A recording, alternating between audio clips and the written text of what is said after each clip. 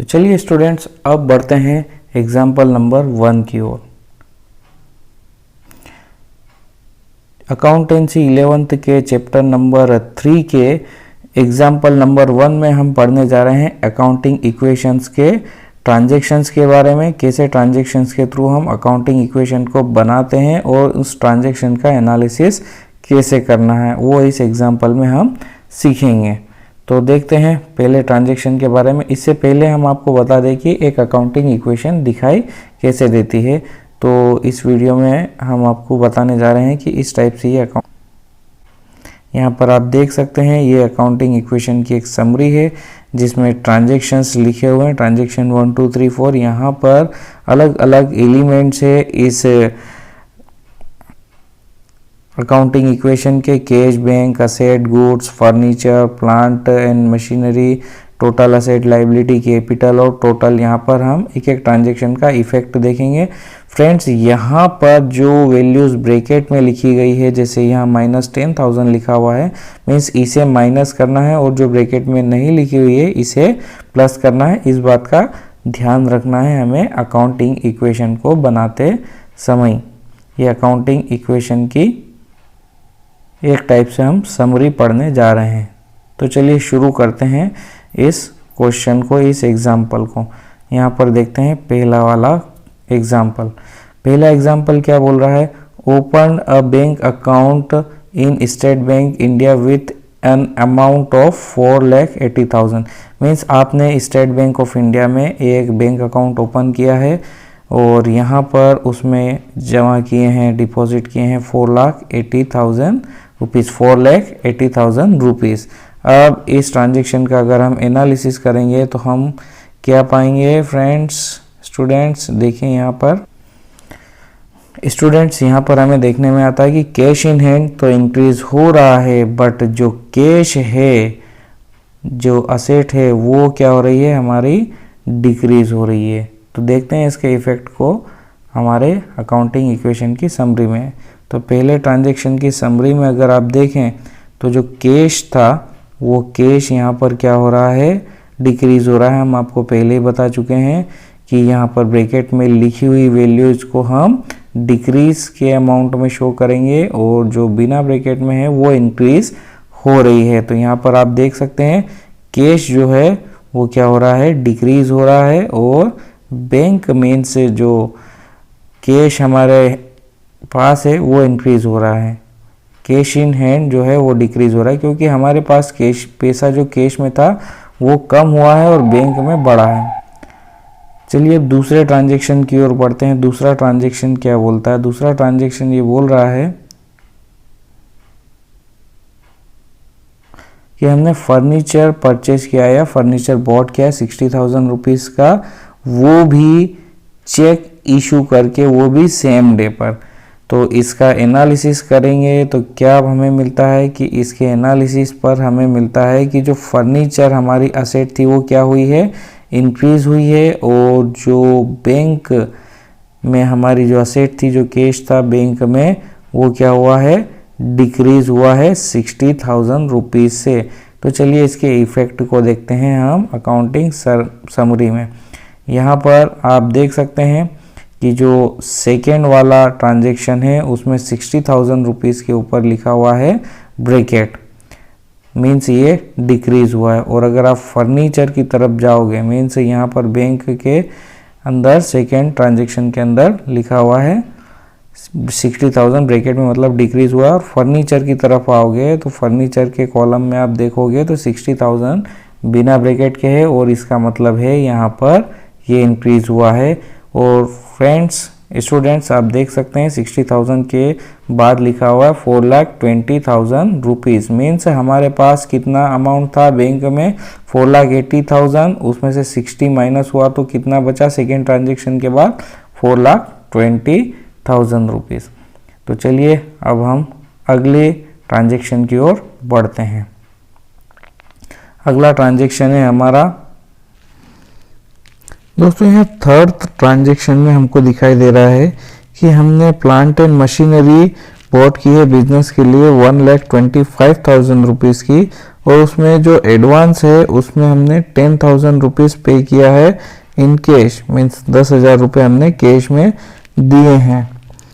और यहाँ पर हमने ये पेड किया है मेजर्स रामजी लाल को। अब इस ट्रांजैक्शन का एनालिसिस अगर हम देखेंगे तो हमारे पास जो असेट इंक्रीज हुई है वो ही है 1,25,000 रुपीज़ की, और ये असेट कौन सी है हमारी, प्लांट एंड मशीनरी की।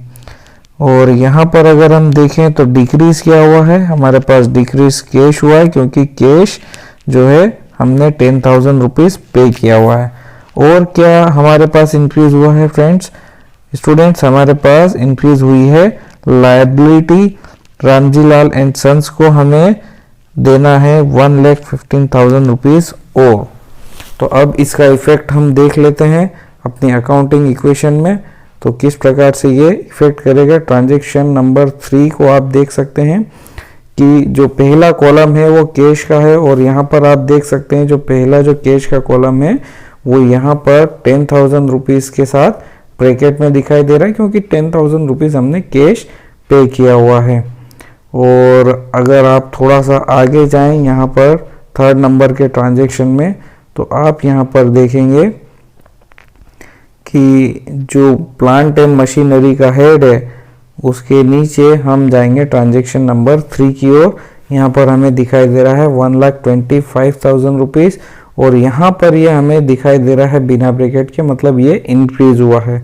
तो ब्रैकेट वाले जो भी अमाउंट है वो आपको हमने पहले ही बता दिए डिक्रीज होंगे, और बिना ब्रैकेट वाले अमाउंट इंक्रीज होंगे। और सबसे लास्ट में यहाँ पर टोटल असेट वाला कॉलम आता है। तो देखिए अभी तक 5 लाख रुपीज़ की असेट थी और यहाँ पर असेट बढ़ चुकी है। अब यहाँ पर आप आगे आएंगे तो असेट के पास में आएगी लाइबिलिटीज़।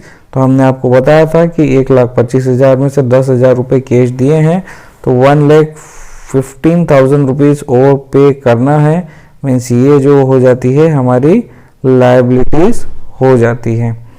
तो यहाँ पर आप देख सकते हैं 1,15,000 रुपीज़ जो है यहाँ पर बिना ब्रैकेट में लिखा हुआ है, ब्रैकेट नहीं है, मीन्स ये क्या है, एक लाइबिलिटीज़ इंक्रीज हुई है यहाँ पर। तो चलिए ये हमारा थर्ड ट्रांजैक्शन हो गया जो हमने आपको बता दिया।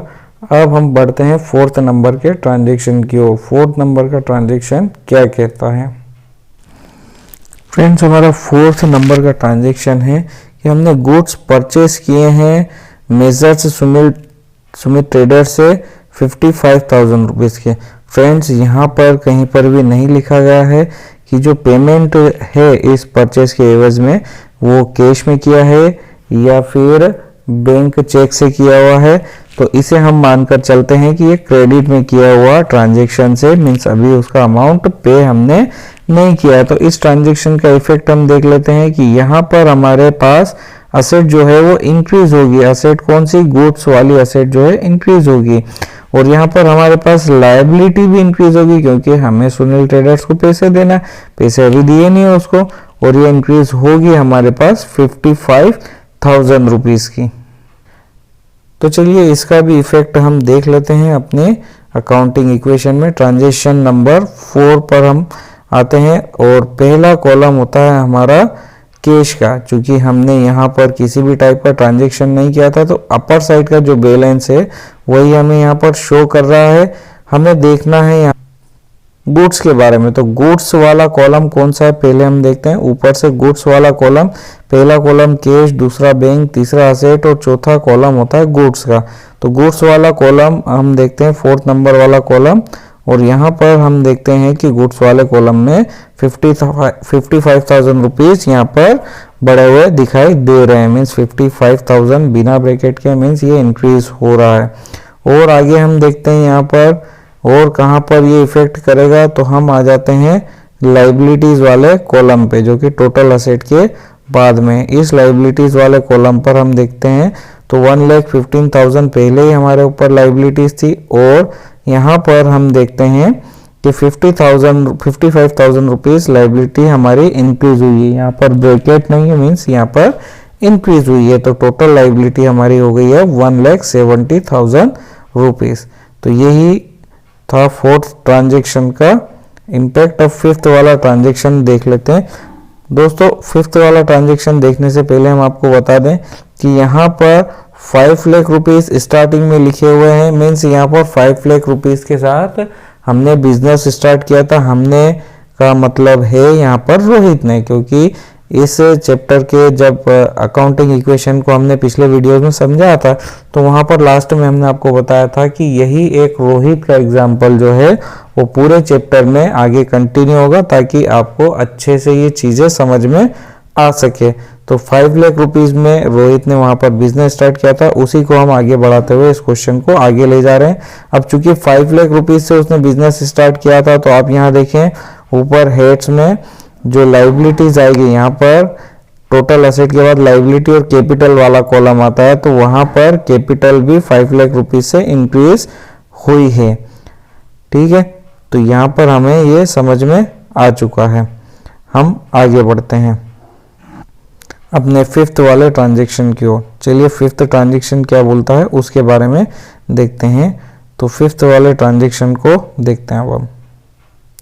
फ्रेंड्स यहाँ पर फिफ्थ वाले ट्रांजेक्शन में लिखा हुआ है कि हमने 25,000 रुपीज़ कॉस्ट के गुड्स रजनी इंटरप्राइजेस को सोल्ड किए हैं 35,000 रुपीज़ में। अब इस ट्रांजेक्शन का एनालिसिस क्या होगा?